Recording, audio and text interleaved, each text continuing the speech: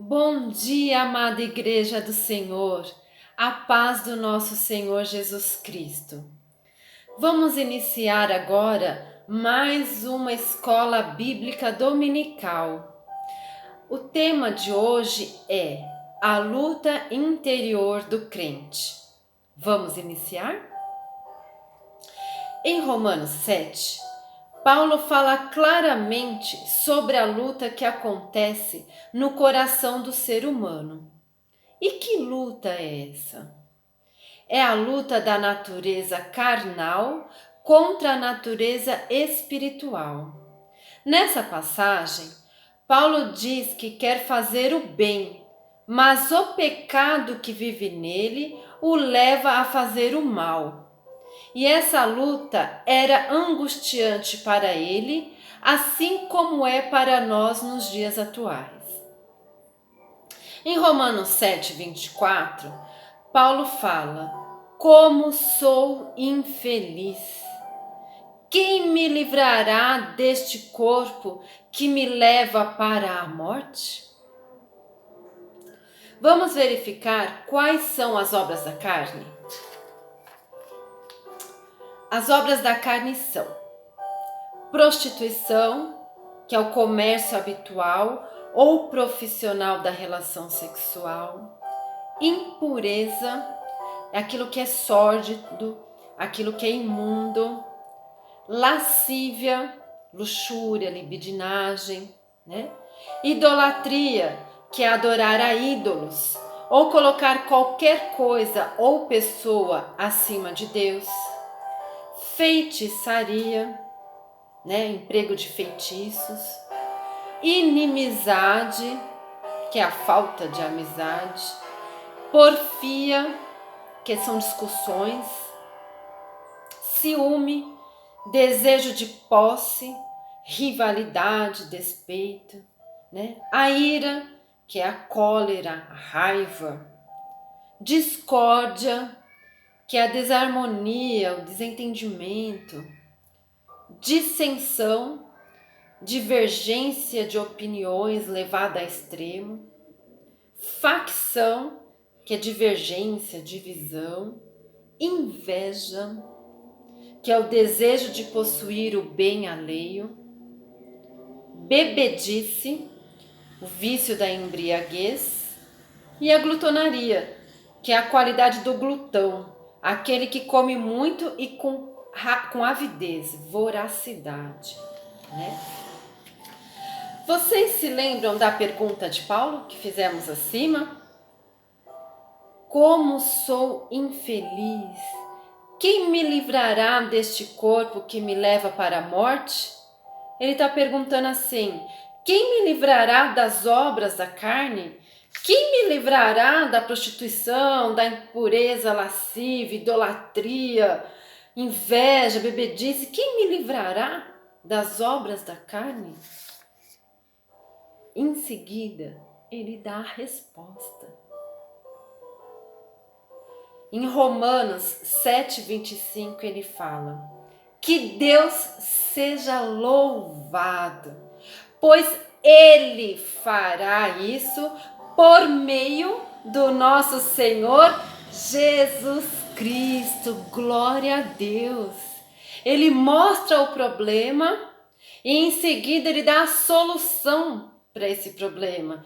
Ele mostra as obras da carne e em seguida ele fala quem nos ajudará contra essas obras. E a resposta é Jesus Cristo de Nazaré. Glória a Deus, o nosso leão da tribo de Judá. Amém?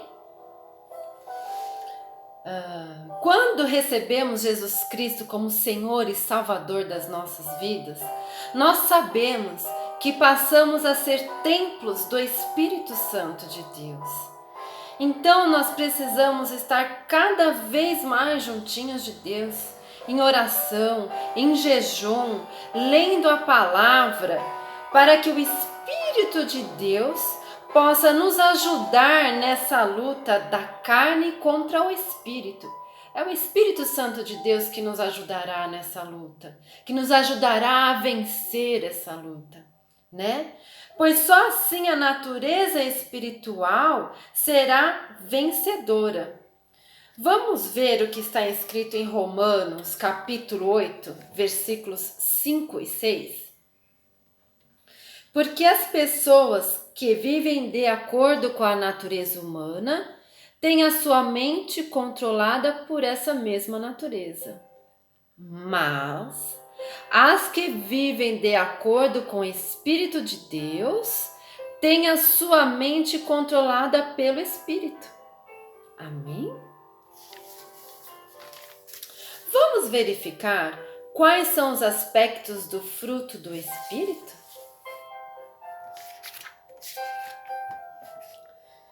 Os aspectos do fruto do Espírito são amor. É o sentimento que predispõe alguém a desejar o bem de outrem. Sentimento de dedicação. Alegria. A alegria do Senhor é a nossa força. É a satisfação, júbilo, exaltação. Paz. Ausência de lutas. Tranquilidade. Concórdia, harmonia. A longanimidade, firmeza de ânimo, paciência, resignação. Benignidade é a qualidade do benigno, é a disposição para perdoar. Bondade, caráter do bom, é a benignidade posta em prática, né? É o exterior, é a prática. Fidelidade, que é a lealdade, firmeza, constância, mansidão, índole do pacífico, brandura, serenidade, domínio próprio, poder de controle sobre os desejos, os sentimentos indesejáveis. Então esses são os aspectos do fruto do Espírito, amém? Então, em resumo, como fazer para que o Espírito vença a carne? Devemos crucificar a carne. Paulo fala em Gálatas capítulo 5, versículo 24, que as pessoas que pertencem a Cristo Jesus crucificaram a natureza humana delas, junto com todas as paixões e desejos dessa natureza. Para tanto, devemos andar no Espírito, nos alimentando da palavra de Deus e orando, falando com o próprio Deus. Devemos expor a Deus os nossos pecados, as nossas aflições. Assim o Espírito de Deus trabalhará a nosso favor. Em Romanos 8, versículo 26, ele diz: assim também o Espírito de Deus vem nos ajudar na nossa fraqueza, pois não sabemos como devemos orar. Mas o Espírito de Deus, com gemidos que não podem ser explicados por palavras, pede a Deus em nosso favor. Amém? Então, quando a gente ora, quando a gente busca o Senhor, quando a gente pede para o Senhor nos ajudar contra as obras da carne, para que a gente possa deixar aflorar em nós, né, os aspectos do Espírito, o Espírito Santo de Deus, ele intercede a Deus com gemidos inexprimíveis. Ele nos ajuda. Quando a gente quer, a gente mostra que a gente quer se livrar desse corpo do pecado, o Espírito Santo de Deus, ele trabalha a nosso favor, ele atende, ele ouve, ele vem ao nosso encontro e nos ajuda, né, a termos o caráter de Cristo. Amém? Vamos ler o que está em Gálatas, capítulo 5, versículos de 16 ao 26. Quero dizer a vocês o seguinte: deixem que o Espírito de Deus dirija a vida de vocês e não obedeçam os desejos da natureza humana. Porque o que nossa natureza humana quer é contra o que o Espírito quer. E o que o Espírito quer é contra o que a natureza humana quer. Os dois são inimigos, e por isso vocês não podem fazer o que vocês querem.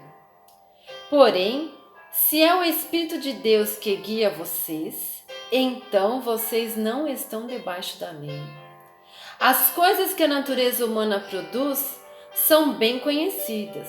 Elas são a imoralidade sexual, a impureza, as ações indecentes, a adoração de ídolos, as feitiçarias, as inimizades, as brigas, as ciumeiras, os acessos de raiva, a ambição egoísta, a desunião, as divisões, as invejas, as bebedeiras, as farras e outras coisas parecidas com essas.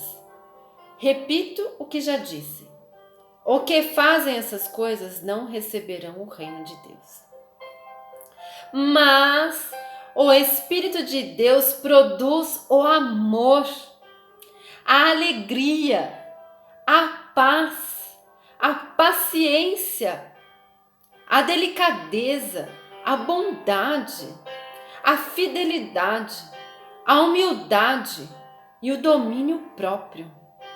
E contra essas coisas não existe lei. As pessoas que pertencem a Cristo Jesus crucificaram a natureza humana delas, junto com todas as paixões e desejos dessa natureza. Que o Espírito de Deus que nos deu a vida controle também a nossa vida. Amém, igreja? Nós não devemos ser orgulhosos, nem provocar ninguém, nem ter inveja uns dos outros. Glória a Deus. Quando passamos a ter a consciência das obras da carne, ou seja, dos pecados que cometemos, e percebemos quão maravilhosos são os aspectos do fruto do Espírito, devemos nos arrepender e pedir perdão a Jesus dos pecados que cometemos. Então Ele nos perdoará. Amém? E a partir de então, devemos viver de acordo com os ensinamentos do nosso Deus, para que aflorem em nós os aspectos do fruto do Espírito. Amém? Para finalizar, vamos ler um lindo salmo, o salmo de número 32. Olha que lindo, amados. Feliz aquele cujas maldades Deus perdoa e cujos pecados Ele apaga, simplesmente apaga, amados. Feliz aquele que o Senhor Deus não acusa de fazer coisas más e que não age com falsidade. Enquanto não confessei o meu pecado, olha que lindo, enquanto não confessei o meu pecado, Deus nos exorta para que nós confessemos os nossos pecados, irmãos. Ele quer nos ajudar, Ele quer nos livrar desse corpo de morte. Enquanto não confessei o meu pecado, eu me cansava, chorando o dia inteiro. De dia e de noite, tu me castigaste, ó Deus, e as minhas forças se acabaram, como sereno que seca no calor do verão. Enquanto não confessamos, é como sereno que seca no calor do verão. Quando não confessamos, nós somos um vale de ossos secos. E Deus quer trazer vida, e vida em abundância para nós. Amém, igreja? Então eu te confessei o meu pecado e não escondi a minha maldade. Resolvi confessar tudo a ti, e tu perdoastes todos os meus pecados. Ele sabe, Ele nos conhece, irmãos. Ele quer que a gente Ele quer que a gente fale, que a gente exponha, porque Ele já conhece. Olha lá, quando resolvi confessar tudo a ti, e tu perdoastes todos os meus pecados. Por isso, nos momentos de angústia, todos os que são fiéis a ti devem orar. Assim, quando as grandes ondas de sofrimento vierem, não chegarão até eles. Tu és o meu esconderijo. Tu me livras da aflição. Eu canto bem alto a tua salvação, pois me tens protegido. O Senhor Deus me disse: eu lhe ensinarei o caminho por onde você deve ir. Eu vou guiá-lo e orientá-lo. Não seja uma pessoa sem juízo, como o cavalo ou a mula, que precisam ser guiados com cabrestos e rédeas, para que obedeçam. Os maus sofrem muito, mas os que confiam em Deus, o Senhor, são protegidos pelo seu amor. Glória a Deus! Todos vocês que são corretos, alegrem-se e fiquem contentes por causa daquilo que o Senhor tem feito. Cantem de alegria todos vocês que são obedientes a Ele. Amém? Amados, vamos deixar o Espírito de Deus guiar a nossa vida, guiar o nosso agir, guiar as nossas palavras, os nossos sentimentos, os nossos pensamentos. Não vamos deixar com que pensamentos, as setas do mal nos atinjam e que a gente haja de acordo com essas setas. Mas vamos manter uma postura firme diante da presença do Senhor. Vamos clamar ao Deus vivo, porque Ele responde, Ele ajuda. Se as obras da carne estão gritando dentro de você, clame mais alto pelo Espírito, para o Espírito, para Deus, porque Ele vai te livrar dessa luta, Ele vai te dar vitória. Ele é Deus, Ele promete, Ele vai fazer, Ele quer fazer, mas para isso você precisa também falar, agir, conversar com Ele, conte para Ele, amém? Que seremos mais que vitoriosos, amém? Vamos orar? Muito obrigada, Senhor, porque o Senhor perdoa os nossos pecados. Ajuda-nos a viver de acordo com a sua vontade. Faz de nós vasos preciosos nas suas mãos. Amém? Fiquem na paz do nosso Senhor Jesus Cristo. Obrigada por essa oportunidade e até breve.